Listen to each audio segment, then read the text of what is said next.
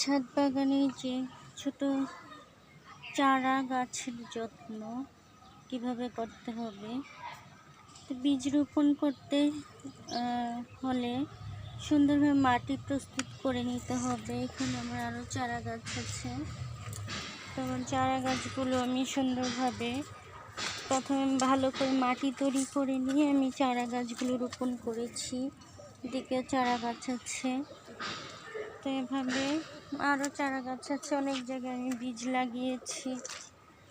তো এদিকে হচ্ছে লাল শাক হচ্ছে, লাল শাক ঢেকে দিয়েছিলাম। পালং শাক হয়নি এবার।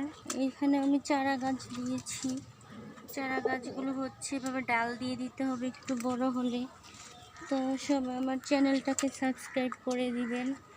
এখানে একটা চারা গাছ আছে, তো চারা গাছগুলো যখন একটু বড় হয়ে যাবে ছোট ছোট ডাল দিয়ে এভাবে কিন্তু চারা গাছগুলোকে আমরা বাইয়ে দেওয়ার জন্য রেডি করব। তো একটু বড় হলে আস্তে আস্তে চারা গাছগুলো কোনো রশির সাহায্যে বা বড় গাছের ডালের সাথে দিয়ে আমরা কিন্তু মাচা তৈরি করে দিব। মাচা তৈরি করে দিতে হবে, এভাবে মাচা তৈরি করে দিলে এভাবে বড় হয়ে চারা গাছগুলো মানে এভাবে লতানো হয়ে যাবে। আর খুব সুন্দর সিম, পটল, তারপর চিচিঙ্গা, ধুন্দুল এভাবে ধরবে।